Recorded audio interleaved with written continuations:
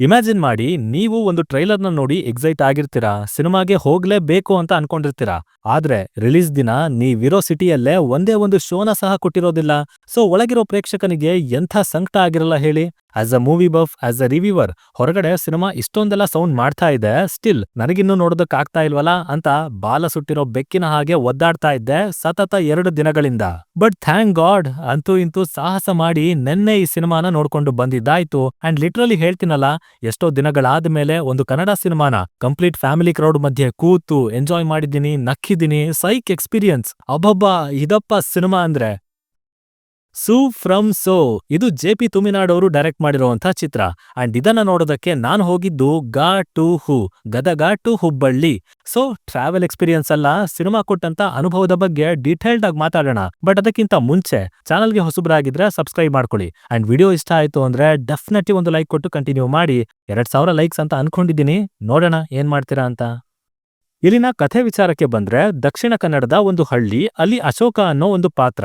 ಅವನ್ ಮೈ ಮೇಲೆ ಬೇರೆಯವರ ಆತ್ಮ ಬಂದಿದೆ ಅನ್ನೋ ಸುದ್ದಿ ಊರ್ ತುಂಬಾ ಹಬ್ಬಿದೆ. ಅಂಡ್ ಈಗ ಅದನ್ನ ಬಿಡಿಸೋದೆ ಊರಿನವರ ಪ್ರಮುಖ ಗುರಿ. ಸೊ ಆ ಗುರಿ ಕಡೆ ಹೊರಟಿರೋ ಇವರೆಲ್ಲರ ಪ್ರಯತ್ನ ಹೇಗಿತ್ತು, ಅದರ ಸುತ್ತ ಏನೆಲ್ಲ ಘಟನೆಗಳು ನಡೀತಾ ಹೋದ್ವು, ಹಾಗೆ ಈ ಪಾಯಿಂಟ್ ಅನ್ನ ಇಟ್ಕೊಂಡು ಡೈರೆಕ್ಟರ್ ಅವರು ನಮ್ಗೆಲ್ಲ ಏನನ್ನ ಹೇಳಿದ್ದಾರೆ ಅಂತ ನೀವು ಫಿಲ್ಮ್ ಅಲ್ಲಿ ನೋಡಿನೇ ತಿಳ್ಕೋಬೇಕು. ಇಲ್ಲಿರೋಂಥ ಮೊದಲ ಪಾಸಿಟಿವ್ ಪಾಯಿಂಟ್ ಅಂದ್ರೆ ಅದು ಈ ಸಿನಿಮಾದ ಸ್ಟ್ರಕ್ಚರ್. ಬ್ಯೂಟಿಫುಲ್ ಆಗಿ ಕಟ್ಕೊಟ್ಟಿದ್ದಾರೆ. ಒಂದು ಇದರ ಕಥೆ, ಅದು ಯಾವುದೇ ಪರ್ಟಿಕ್ಯುಲರ್ ಜಾನರ್ನ ಅಡಿ ಬಂದು ಬೀಳೋದಿಲ್ಲ. It's a mixture of genres. ಇಲ್ಲಿ ಕಾಮಿಡಿ ಇದೆ, ಸಟಲ್ ಹ್ಯೂಮರ್ನ ಪ್ಲೇಸ್ ಮಾಡ್ತಾ ಹಾರರ್ ಕಡೆ ಶಿಫ್ಟ್ ಆಗ್ತಾರೆ. ಜಂಪ್ ಸ್ಕೇರ್ ಎಲಿಮೆಂಟ್ ಗಳನ್ನ ತಂದಿದ್ದಾರೆ, ಎಮೋಷನ್ಸ್ ಇದೆ, ಆಕ್ಷನ್ಸ್ ಜೊತೆಗೆ ಎಲಿವೇಶನ್ಸ್ ನ ಕೊಟ್ಟಿದ್ದಾರೆ. ಹಾಗೆ ವಾಪಸ್ ಬಂದು ಸೂಕ್ಷ್ಮವಾದ ವಿಚಾರವನ್ನ ಎತ್ಕೊಂಡು ಅಷ್ಟೇ ನೀಟಾಗಿ ಅದ್ರ ಬಗ್ಗೆ ಮಾತಾಡಿದ್ದಾರೆ. ಅಂದ್ರೆ ಒಂದು ವೆಲ್ ಬ್ಯಾಲೆನ್ಸ್ಡ್ ಸಿನಿಮಾ ಎಷ್ಟು ಎಫೆಕ್ಟಿವ್ ಆಗಿರ್ಬೇಕು, ಹೇಗೆ ಡೆಲಿವರ್ ಮಾಡಬೇಕು ಅನ್ನೋದನ್ನ ತೋರಿಸ್ಕೊಟ್ಟಿದ್ದಾರೆ. ಮೈನ್ಲಿ ಇವರು ಜಾನರ್ ಸ್ಪೆಸಿಫಿಕ್ ಅಂತ ಹೋಗೇ ಇಲ್ಲ. ನಮ್ಮ ಕಥೆ ಇರೋದು ಹೀಗೆ, ಅದರಲ್ಲಿ ಇಂತಿಂತ ಎಲಿಮೆಂಟ್ಗಳಿದಾವೆ, ಅದನ್ನ ಹೀಗೆ ಹೇಳ್ತಾ ಇದೀವಿ ಅಷ್ಟೇ. ಆ ಪ್ರೊಸೆಸ್ ಅಲ್ಲಿ ಇವೆಲ್ಲ ತಾನಾಗೇನೆ ಒಟ್ಟಿಗೆ ಬಂದು ಸೇರ್ಕೊಳ್ತಾ ಹೋಗಿದಾವೆ. ರೈಟಿಂಗ್ ಅಲ್ಲಿ ಅದನ್ನ ಸಖತ್ತಾಗಿ ಪ್ಲೇಸ್ ಮಾಡಿ ಬರ್ದಿದ್ದಾರೆ, ಪೋಣಿಸ್ಕೊಂಡು ಹೋಗಿದ್ದಾರೆ. ಇನ್ಫ್ಯಾಕ್ಟ್ ಅದು ಎಷ್ಟು ಸಲೀಸಾಗಿ ಆಗಿದೆ ಅಂದ್ರೆ ಇದ್ಯಾವುದು ನಮಗೆ ಫಿಲ್ಲರ್ಸ್ ಅಥವಾ ಸುಮ್ನೆ ತರಬೇಕು ಅದಕ್ಕೆ ತಂದಿದ್ದಾರೆ ಅಂತ ಅನ್ಸೋದೇ ಇಲ್ಲ. ಪ್ರಾಪರ್ ಆಗಿ ಬ್ಲೆಂಡ್ ಆಗಿದೆ, ಒಂದು ಫ್ಲೋ ಅಲ್ಲಿ ಹೋಗುತ್ತೆ, ಎಲ್ಲೂ ಬ್ರೇಕ್ ಅಂತಾನೆ ಸಿಗೋದಿಲ್ಲ. ಇವನ ಎಮೋಷನಲ್ ಆಂಗಲ್ಲೇ ಎಕ್ಸ್ಟ್ರಾ ಲೇಯರ್ ಅಂತ ಅನ್ಸಿದ್ರು ಸಹ ಅದನ್ನೇ ಅತಿ ಇಂಟೆಲಿಜೆಂಟ್ ಆಗಿ ಪ್ಲೇಸ್ ಮಾಡಿ ಒಳ್ಳೆ ಕ್ಲೋಸರ್ ಕೊಟ್ಟಿದ್ದಾರೆ. ಇನ್ನು ಎರಡನೇದಾಗಿ ಆ ಹಳ್ಳಿ, ಐ ಮೀನ್ ಆ ಊರು ಎಷ್ಟು ಮಜವಾಗಿದೆ, ಕ್ಯಾರೆಕ್ಟರ್ಸ್ ಗಳು ಎಷ್ಟು ರಿಲೇಟಬಲ್ ಆಗಿದಾವೆ ಅಂದ್ರೆ ಎಲ್ಲೋ ನೀವೇ ನಿಮ್ಮೂರಲ್ಲಿದ್ದೀರಾ, ಡೈರೆಕ್ಟರ್ ಅವರು ಅಲ್ಲಿಗೆ ನಿಮ್ಮನ್ನ ಹುಡ್ಕೊಂಡು ಬಂದಿದ್ದಾರೆ, ಅಲ್ಲಿರೋ ಜನರ ಬಗ್ಗೆನೇ ಮಾತಾಡ್ತಾ ಇದ್ದಾರೆ, ಊರಲ್ಲಿ ನಡೆಯೋದನ್ನೇ ತೋರಿಸ್ತಾ ಇದ್ದಾರೆ. ಆ ಮಟ್ಟಿಗೆ ಶುರುವಿನಿಂದನೇ ಕನೆಕ್ಷನ್ ಬಿಲ್ಡ್ ಆಗ್ಬಿಡತ್ತೆ. ಅಂಡ್ ಅಲ್ಲಿಂದ ಒಂದು ಕ್ಷಣನೂ ಕಟ್ ಆಗ್ದೇನೆ ಆ ಕನೆಕ್ಷನ್ ಕೊನೆವರೆಗೂ ಕ್ಯಾರಿ ಆಗತ್ತೆ. ಸಿನಿಮಾ ಸ್ಟಾರ್ಟ್ ಆದಾಗ್ಲೇ ಕಥೆ ಒಳಗೆ ಇಳಿಸ್ಬಿಡ್ತಾರೆ. ಹೆಚ್ಚು ಸಮಯನ ವೇಸ್ಟ್ ಮಾಡ್ದೆ, ಈವನ್ ಎಸ್ಟಾಬ್ಲಿಷ್ಮೆಂಟ್ಗೆ ಅಂತಾನು ಟೈಮ್ ತಗೊಳ್ದೇನೆ ಅಲ್ಲಿನ ಪರಿಸ್ಥಿತಿನ, ಆ ಕ್ಯಾರೆಕ್ಟರ್ಗಳನ್ನ ಬರೀ ಡೈಲಾಗ್ಗಳಲ್ಲೇ ಅವ್ರು ನಡ್ಕೊಳ್ಳುವಂತ ರೀತಿಯಲ್ಲೇ ಸ್ಟೇಜ್ ಮಾಡ್ಬಿಡ್ತಾರೆ. ಸೊ ಅದರಿಂದ ಸಿನಿಮಾ ಎಲ್ಲೂ ಸ್ಲೋ ಅನ್ಸಲ್ಲ, ಬ್ರೇಕ್ ತಗೊಳಲ್ಲ. ಸೀನ್ ಟು ಸೀನ್ ಸಖತ್ತಾಗಿ ಫ್ಲೋ ಆಗ್ತಾ ಇರತ್ತೆ. ಇನ್ನು ಇದರ ಬಿಗ್ಗೆಸ್ಟ್ ಪಾಸಿಟಿವ್ ಅಂದ್ರೆ ಅದು ಇಲ್ಲಿ ಬರ್ದಿರೋ ಪಾತ್ರಗಳು. ದೊಡ್ಡಣ್ಣ, ಧಾಮು, ವಾಮನ, ಅಶೋಕ, ಅವರಪ್ಪ ರಮೇಶ, ಅಂಡ್ ಮೋಸ್ಟ್ ಇಂಪಾರ್ಟೆಂಟ್ ಆಗಿ ರವಿ ಅಣ್ಣ, one and only Don, universal character ಅದು. ಇನ್ಫ್ಯಾಕ್ಟ್ ರವಿ ಅಣ್ಣನ ಸುತ್ತ ಯಾವಾಗ್ಲೂ ಒಂದು ಗುಂಪು ಇದ್ದೇ ಇರುತ್ತೆ. ಎಲ್ಲಾ ಕಡೆಯಿಂದನೂ ಬಿಲ್ಡಪ್ ಕೊಟ್ಟು ಕೊಟ್ಟು ಅಟ್ಟಕ್ಕೇರಿಸ್ತಾ ಇರ್ತಾರೆ. ಇನ್ಫ್ಯಾಕ್ಟ್ ಸಿನಿಮಾ ಇಷ್ಟು ಎಂಗೇಜಿಂಗ್ ಆಗಿದೆ, ಎಂಟರ್ಟೈನಿಂಗ್ ಆಗಿ ಹೋಗುತ್ತೆ ಅಂದ್ರೆ ಅದಕ್ಕೆ ಮುಖ್ಯ ಕಾರಣನೇ ಇವರು. ಕಥೆಯಲ್ಲಿ ಒಂದು ವೈಬನ್ನ ತಂದ್ಬಿಟ್ಟಿದ್ದಾರೆ. ಅಂಡ್ ಅದನ್ನ ಮ್ಯಾಚ್ ಮಾಡೋ ರೀತಿಯಲ್ಲಿ ಆಡಿಯನ್ಸ್ ಜೊತೆಗೆ ಇಂಟ್ರಾಕ್ಷನ್ ಬಿಲ್ಡ್ ಮಾಡಿದ್ದಾರೆ. ಪರ್ಟಿಕ್ಯುಲರ್ಲಿ ನಮ್ಮ ಬಿಲ್ಡಪ್ ಚಂದ್ರಣ್ಣ, ರವಿ ಅಣ್ಣಂಗೆ ತಾನೇ ರೈಟ್ ಹ್ಯಾಂಡು ಅನ್ನೋ ತರ ನಡ್ಕೊಳ್ಳೋ ಸತೀಶ್ ಅಣ್ಣ.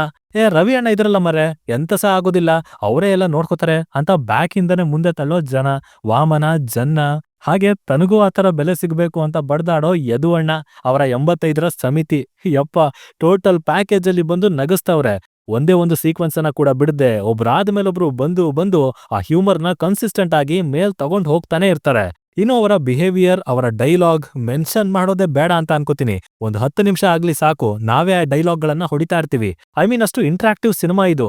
ಅಡಿಷನಲ್ ಆಗಿ ನಳಿನಿ ಗಂಡ ಭಾವನವರು, ಅವರಿಗೆ ಅಂತ ಒಂದು ಸಾಂಗ್ ಇದೆ, ಅವನಜ್ಜಿ ಕ್ರೇಜಿ ವೈಬ್ ಅದು.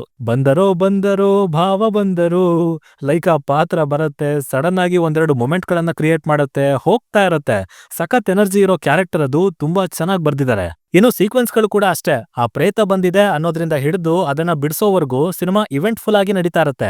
ಒಂದ್ ಕಡೆ ಗಾಳಿ ಸುದ್ದಿ, ಇನ್ನೊಂದ್ ಕಡೆ ಒಬ್ರಿಂದ ಒಬ್ರಿಗೆ ಸ್ಪ್ರೆಡ್ ಆಗಿ ಬರೋ ರೀತಿ. ನಮ್ ಕಡೆ ಕಾಗೆ ಬಂದ್ರೆ ಕಾಳಿಂಗ್ ಸರ್ಪನೆ ಮನೆ ಒಳಗೆ ಬಂತು ಅಂತ ಹಬ್ಬತ್ತಲ್ಲ, ಹಾಗಿತ್ತು ಇಲ್ಲಿನ ಸಂದರ್ಭಗಳು. ಸ್ಪೆಷಲಿ ಸುಲೋಚನಾ ಫ್ರಮ್ ಸೋಮೇಶ್ವರ, ಅವೆರಡಕ್ಕೂ ಒಂದು ಕನೆಕ್ಷನ್ ಕೊಟ್ರಲ್ಲ, ಯಪ್ಪ ಬೆಂಕಿ ರೈಟಿಂಗ್ ಅದು. ಜೊತೆಗೆ ಕರುಣಾಕರ ಗುರೂಜಿಯ ಕ್ರಮಗಳು, ವಾಂತಿಯಿಂದ ಪ್ರೇತ ಓಡತ್ತೆ ಅಂದಿದ್ದು. ಈ ಕಡೆ ಪ್ರಸಾದ ಬಲ್ಯಾಯ, ನೋಡಕ್ಕೆ ನಿಮ್ಮ ಅಪ್ಪನ್ ತರನೇ ಇದ್ಯಾ ಅಂತ ಅಂದಿದ್ದು. ಅಂಡ್ ಮೈ ಫೇವ್ರೆಟ್, ರವಿ ಅಣ್ಣಂಗೆ ಯಾರು ಹೊಡೆಯೋದಕ್ಕಾಗಲ್ಲ ಅಂತ ಹೇಳಿ ಸಣ್ಣದಾಗಿ ಅದಕ್ಕೆ ಕಾಲ್ ಬ್ಯಾಕ್ ಇಟ್ರಲ್ಲ, ಮಜವಾಗಿತ್ತು ಅದಂತೂ. ಇನ್ಫ್ಯಾಕ್ಟ್ ಇವುಗಳ ಬಗ್ಗೆ ಒಂದ್ ಲೈನ್ ನಲ್ಲಿ ಹೇಳ್ಬೇಕು ಅಂತ ಅಂದ್ರೆ, ಡ್ರಾಮಾಟಿಕ್ ಹಳ್ಳಿಯಲ್ಲಿ ನಡೆಯೋ ಹಿಲೇರಿಯಸ್ ಕಾಮಿಡಿ ಸಿನಿಮಾ ಇದು. ಇಲ್ಲಿ ಯಾರೊಬ್ರನ್ನ ಬಿಡೋದಕ್ಕೂ ಆಗಲ್ಲ, ಯಾವ ಸೀಕ್ವೆನ್ಸ್ ನ ಕೂಡ ತೆಗೆದುಹಾಕೋದಕ್ಕೂ ಆಗಲ್ಲ. ಎಲ್ಲದಕ್ಕೂ ಅದರದೇ ಆದ ತೂಕ ಇದೆ, ತಮ್ಮದೇ ಆದ ರೀತಿಯಲ್ಲಿ ವ್ಯಾಲ್ಯೂ ಆಡ್ ಮಾಡಿದ್ದಾರೆ. ಇನ್ನು ಇದಿಷ್ಟನ್ನ ಗಮನಿಸುವಾಗ ನನಗೆ ಮೋಸ್ಟ್ ಡಿಫಿಕಲ್ಟ್ ಅಂತ ಅನ್ಸಿದ್ದೇನ್ ಗೊತ್ತಾ? ಎಕ್ಸಿಕ್ಯೂಷನ್. ಅಷ್ಟು ಸುಲಭ ಅಂತೂ ಇಲ್ವೇ ಇಲ್ಲ. ಸ್ಪೆಷಲಿ ಜನರನ್ನ ನಗಿಸ್ಬೇಕು, ಆತರ ಕಾಮಿಡಿ ಹುಟ್ಟೋ ಹಾಗೆ ಬರಿಬೇಕು ಅಂದಾಗ. ಎಕ್ಸ್ಟ್ರಾ ಹೇಳ್ತಾ ಇದ್ದೀನಿ ಅಂತ ಅನ್ನಿಸ್ಬೋದು, ಬಟ್ ಬಿರಿಯಾನಿ ಮಾಡುವಾಗ ಎಲ್ರಿಗೂ ಒಂದೇ ತರ ರೆಸಿಪಿ ಕೊಟ್ಟು ಮಾಡಿ ಅಂತ ಹೇಳಿದ್ರು ಸಹ ಎಲ್ರೂ ಮಾಡೋ ಬಿರಿಯಾನಿ ಒಂದೇ ತರ ಟೇಸ್ಟ್ ಅಂತೂ ಕೊಡಲ್ಲ. ಅಂಡ್ ಯಾವ್ದೋ ಒಂದು ಮಾತ್ರ ದಿ ಬೆಸ್ಟ್ ಅಂತ ಅನ್ಸುತ್ತೆ. ಇನ್ಫ್ಯಾಕ್ಟ್ ಈ ಸಿನಿಮಾ ಇರೋದು ಕೂಡ ಹಾಗೇನೆ. ರೈಟಿಂಗ್ ಪರ್ಫೆಕ್ಟ್ ಆಗಿದೆ, ಅದಕ್ಕೆ ತಕ್ಕ ಹಾಗೆ ಬ್ಯಾಕ್ ಡ್ರಾಪ್ ಸಿಕ್ಕಿದೆ, ಕ್ಯಾರೆಕ್ಟರ್ಸ್ ಇದೆ, ಪರ್ಫಾರ್ಮೆನ್ಸ್ ನೀಟಾಗಿ ಬಂದಿದೆ. ಸೊ ಈ ತರ ಎಲ್ಲ ಒಟ್ಟಿಗೆ ಬಂದು ಕೂತಿರೋದ್ರಿಂದ ಸಿನಿಮಾ ಇಂಥ ಒಳ್ಳೆ ಎಕ್ಸ್ಪೀರಿಯನ್ಸ್ ಅನ್ನ ಕೊಟ್ಟಿದೆ, ಒಂದು ಡಿಫ್ರೆಂಟ್ ಫ್ಲೇವರ್ ನ ಕ್ಯಾರಿ ಮಾಡಿದೆ.